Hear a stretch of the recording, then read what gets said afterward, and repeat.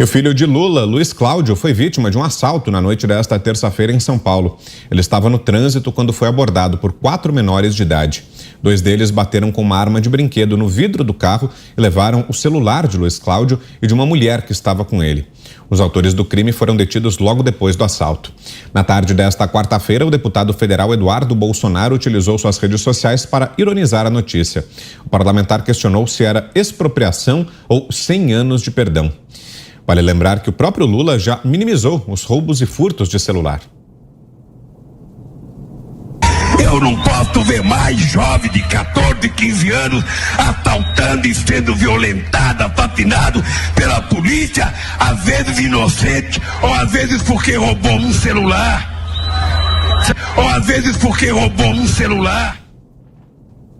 Abra esse giro com você, Roberto Mota.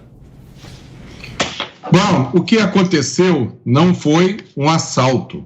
O que aconteceu foi um ato infracional análogo ao crime de assalto. É assim que se denomina um assalto cometido por menores de idade.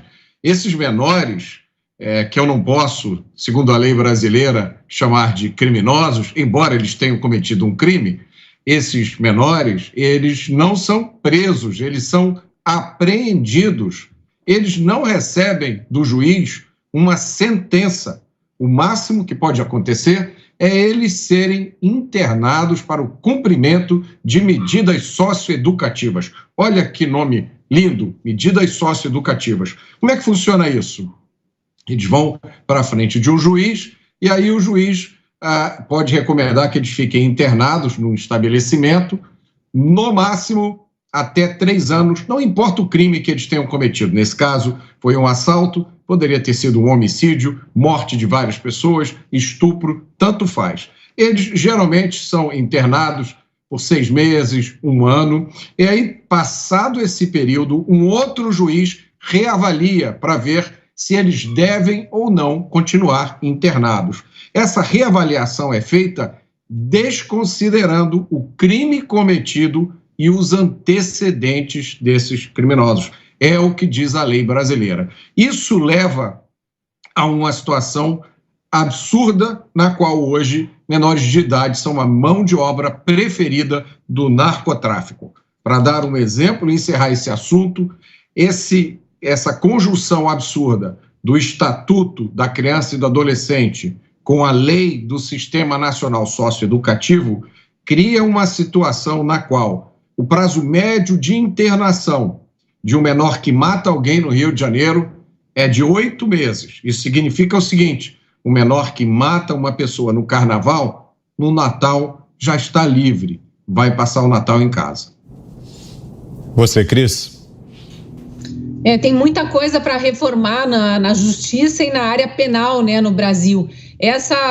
Esses eufemismos todos que o Estatuto da Criança e do Adolescente implantaram, e eu vivi isso na pele também, reportando crimes cometidos por menores de idade, e aí a gente tem que usar todas essas palavras que o Mota trouxe aí, né? Medida socioeducativa, menor infrator. Teve uma época que, inclusive, não queriam que dissesse menor infrator, tinha menor em conflito com a lei, qualquer coisa assim. Então, eles vão mudando, como se isso alterasse para a vítima que sofreu aquela ameaça, aquela agressão, aquele roubo, aquele furto, o que quer que seja, às vezes agressão física, né, ou eventualmente uma vítima fatal de um desses menores infratores, como se isso fosse amenizar de alguma forma o prejuízo que ela teve ali ao ser abordada por um desses brasileiros com menos de 18 anos. Então, realmente precisa ter uma reforma do Código Penal. O Congresso já propôs várias vezes a discussão da redução da maioridade penal. Isso não vai para frente e é absurdo que façam campanhas como fizeram agora, de forma tão entusiástica, para que menores de 16 anos tirem o título de eleitor e decidam sobre o destino do país, sejam essas pessoas de 16, 15 anos até, sejam assediadas como foram por partidos de esquerda que apoiam bandidos, e na questão penal ninguém levante essa bandeira, ou pelo menos ninguém da esquerda levante essa bandeira. O Brasil precisa de muita reforma, né? Não é só a reforma tributária, a reforma política, a reforma administrativa, precisa dessa reforma penal também, de forma urgente. Bom, e com essa a gente se despede por hoje da Cristina Grêmio, que esteve hoje aqui com a gente, na ausência da Ana, que está se recuperando. Obrigado, viu, Cris, pela presença. Até mais. E a gente segue nesse tema. Daqui a pouquinho, inclusive, quero lembrar, tem o Alexandre Garcia, hein? Como toda quarta-feira, daqui a pouquinho, a partir das 7h30, o Alexandre estará aqui com a gente também. Mas a gente segue falando sobre esse caso do filho do ex-presidente Lula, assaltado aqui em São Paulo. Quero te ouvir também, Guilherme Fiuza. Eu também, obrigado, Cris, pela participação. Eu também não vou entrar na ironia. Eu sei que a tentação é grande e eu acho legítimo, depois de tudo que o Lula fez com o país, eu acho legítimo a ironia, o sarcasmo. Mas eu também não vou entrar porque é uma parte, eu acho, dessa reabilitação moral do Lula, o que é impossível, evidentemente, depois de tudo que ele fez, mas dessa transigência, desse cinismo, né, em torno do que é o Lula, por parte de pessoas não fanáticas por ele ou pouco esclarecidas, né, mas pessoas que têm discernimento, esclarecimento, bagagem suficiente para saber o que ele fez, mas entram nessa justamente de tratar o crime com um deboche, né? Assim, tipo, mas não foi tão ruim, pode não ter sido, o Supremo Tribunal Federal entendeu diferente, vamos fingir que a gente não viu, né? É o que eu chamo de Operação Lava Lula. Então, a gente tem que lembrar, eu acho que tem que ser, né, trazer a gravidade dessa situação, né? Um filho dele sendo alvo de um delito, 2 dos seus filhos estiveram presentes em investigações e em processos no qual o Lula foi réu, né? Hoje acho que estão quase todos extintos, mas, enfim, a Operação Lava Lula foi réu com uma quantidade suficiente de indícios para se levar adiante, triangulações, né? Tem o Bun Lai, que era um empresário pecuarista que servia como laranja e tinha escritório junto com os filhos do Lula. Enfim, é um ambiente, infelizmente, né, repleto aí de nebulosidade, e o Lula é aquele que cometeu crimes muito graves, né, contra a sociedade brasileira. O Lula foi condenado em primeira instância e depois teve a sua sentença confirmada, né, pelo Tribunal Federal, e depois teve a sua sentença de novo, e com pena aumentada, depois teve a sentença novamente confirmada no Superior Tribunal de Justiça, o STJ. Então, é muito grave um país que passa a transigir com essa ideia de que o crime não foi tão mal, cadê as provas, né? Depois de sentenciado, porque esse papo de cadê as provas, não sabia, etc., isso levou anos, desde o mensalão, mas de repente se fez, né, a investigação consequente, se chegou à demonstração cabal, ele foi preso, ele foi condenado a mais de 20 anos por corrupção passiva e lavagem de dinheiro e está à solta, porque a sociedade que deveria contestar toda ela, né, evidentemente ela deveria contestar, ela está, uma parte dela, aí justamente irradiando essa ideia de uma possível reabilitação, de um jeitinho, né? Então é isso. Quem advoga um jeitinho para lavar a reputação do Lula com os crimes que ele cometeu, evidentemente está transigindo com qualquer delito, né, na sociedade, e é essa sociedade que eu acho que a maioria do país que vai às ruas, que pede justiça de verdade, transparência e tal, não quer que aconteça mais no país.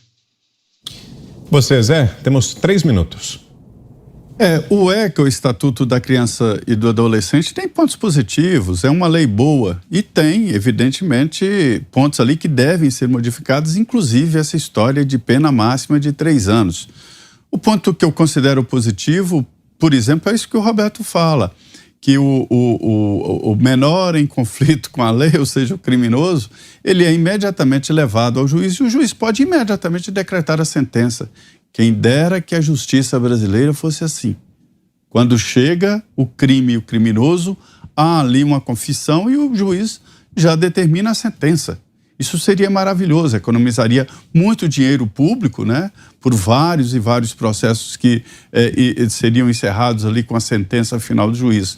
Então o juiz já pode imediatamente decretar a prisão por 3 anos. Isso é um ponto positivo, né? A sentença, essa história de 3 anos é que está errada. E outra coisa é dizer que o menor, entre 16 a 18 anos, ele não sabe o que está acontecendo, sabe muito bem.